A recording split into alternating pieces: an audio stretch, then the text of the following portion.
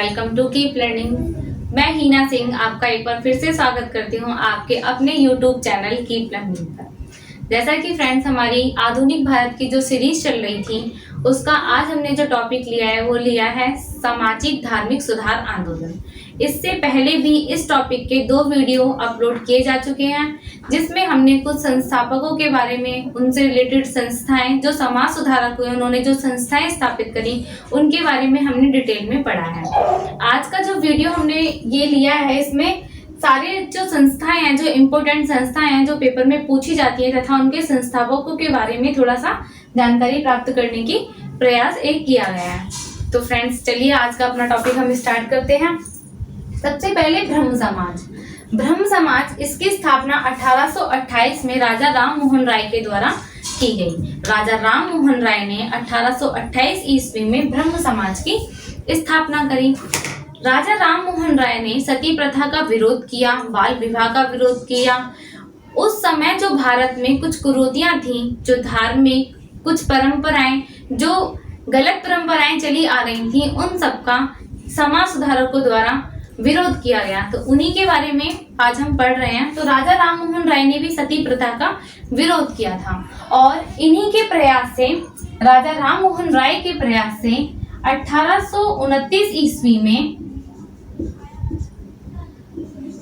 William Bentinck द्वारा सती प्रथा निषेध अधिनियम पारित किया गया। सती प्रथा निषेध अधिनियम। तो हमें ये भी याद रखना है कि सती प्रथा निषेध अधिनियम कब आया? ये आया हमारा 1829 ईस्वी में।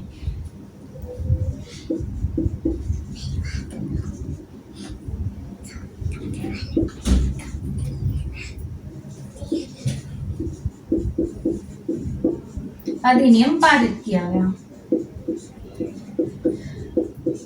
राजा राम मोहन राय को आधुनिक भारत का पिता भी कहा जाता है।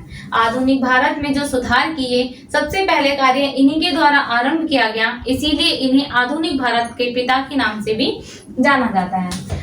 राजा राम मोहन राय के द्वारा एक पुस्तक लिखी गई जो काफी बार पेपर में पूछी गई है। तो वह पुस्तक थी जो राजा राम मोहन राय ने लिखी थी। पुस्तक का नाम था तोहफत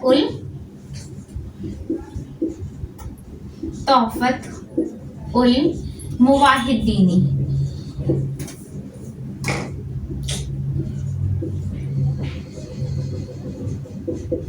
इन्होंने ये एक पुस्तक लिखी। एक पत्रिका भी इनके द्वारा संपादित की गई जिस पत्रिका का नाम था संवाद कौमुदी।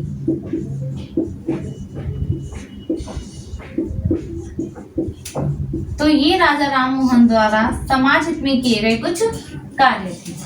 इसके बाद हम आते हैं वेद समाज के बारे में। वेद समाज जो है इसकी स्थापना श्री धरालू नायडू द्वारा की गई। किसने करी वेद समाज की स्थापना? श्री धरालू नायडू ने। इन्होंने केशव चंद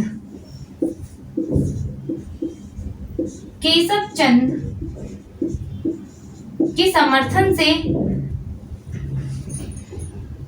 केशव चंद से प्रेरित होकर इन्होंने इसकी स्थापना करी थी। श्री धरालू नायडू ने वेद समाज की स्थापना किससे प्रेरित होकर की थी? केशव चंद से प्रेरित होकर की थी।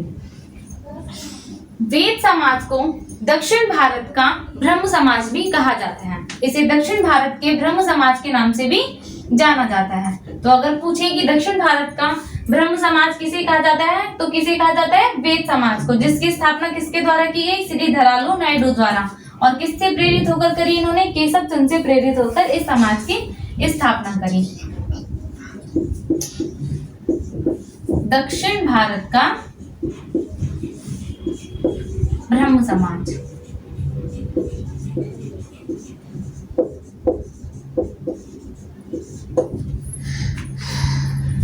प्रार्थना समाज की स्थापना 1867 ईस्वी में की गई और इसकी स्थापना आत्माराम पांडुरंग ने की थी। आत्माराम पांडुरंग ने एम.जी. रनाडे के समर्थन से इस समाज की स्थापना करी। प्रार्थना समाज की स्थापना किसने करी? आत्माराम पांडुरंग ने। आत्माराम पांडुरंग जो थे महाराष्ट्र क्षेत्र के एक समाज सुधारक थे। महाराष्ट्र का जो क्षेत्र है उस क्षेत्र के एक समाज सुधारक थे और इनके प्रयासों से किसकी स्थापना की गई? प्रार्थना समाज की स्थापना की गई 1867 ईस्वी में। और किससे प्रेरित होकर की थी इन्होंने? M.G. रनाडे।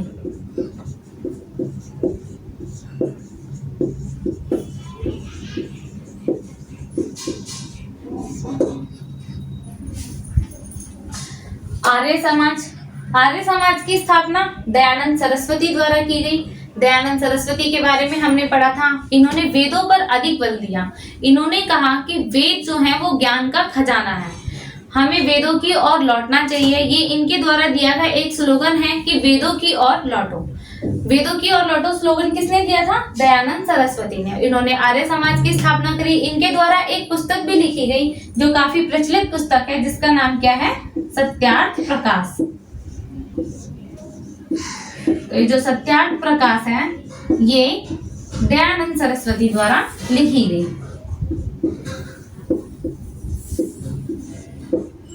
और स्लोगन क्या दिया था इन्होंने?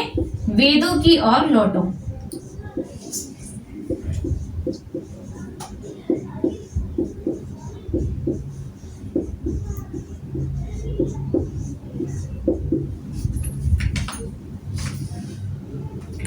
रामकृष्ण मिशन।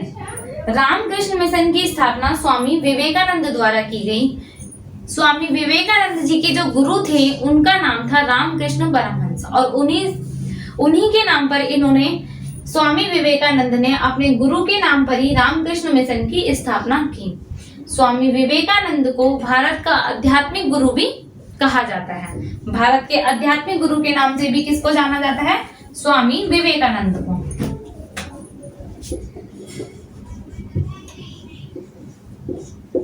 भारत के आध्यात्मिक गुरु।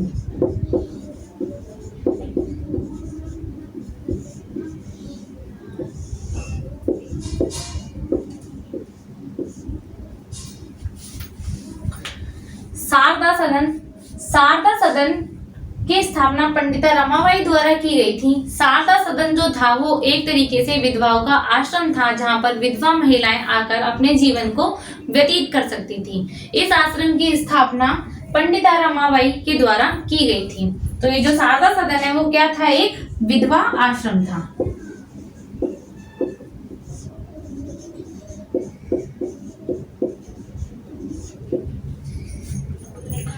थियोसॉफिकल सोसाइटी की स्थापना 1882 में भारत में जो इस संस्था की जो स्थापना की थी वो एनी बेसेंट के द्वारा की गई थी। और ये संस्था कहाँ स्थापित की गई? ये संस्था मद्रास के अड्यार शहर में स्थापित की गई। मद्रास के अड्यार।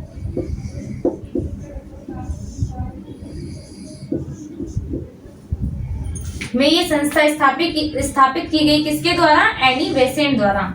Theosophical society. एंग्लो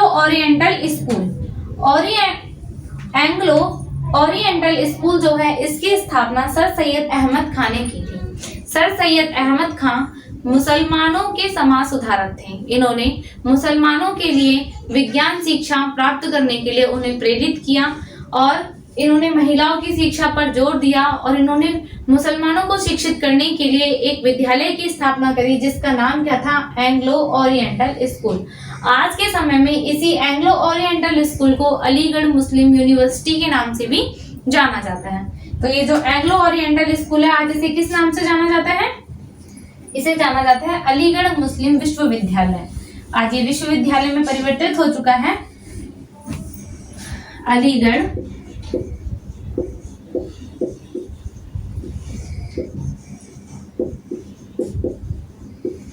मुस्लिम विश्वविद्यालय।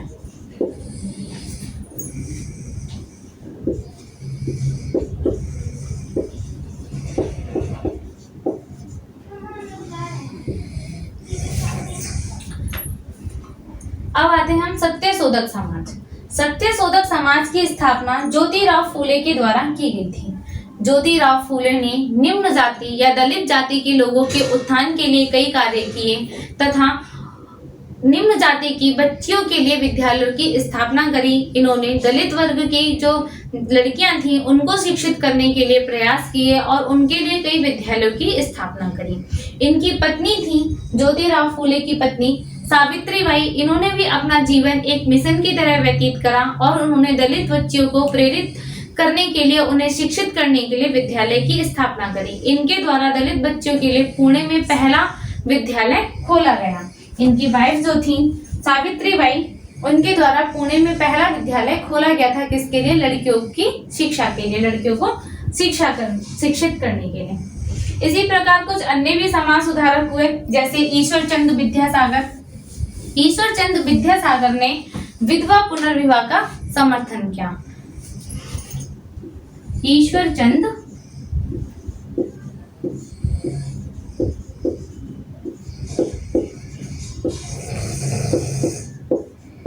विद्यासागर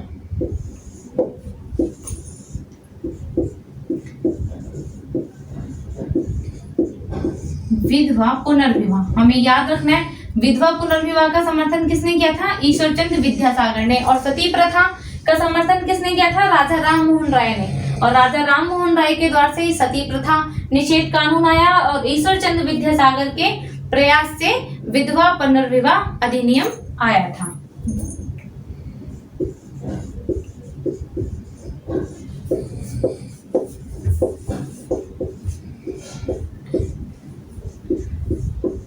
(1856) में ब्रिटिश द्वारा इन्हीं के प्रयासों से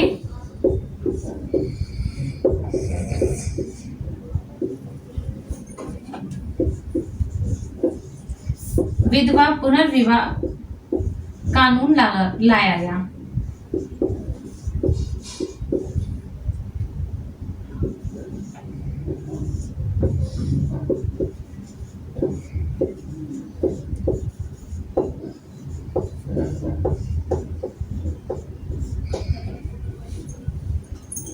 तो ये हमारे मोस्ट इम्पोर्टेंट समाज सुधारक थे और उनके द्वारा संपादित की गई संस्थाएं थी। एक बार हम फिर से इसको रिवाइज कर लेते हैं। ब्रह्म समाज की स्थापना राजा राममोहन राय के द्वारा की गई।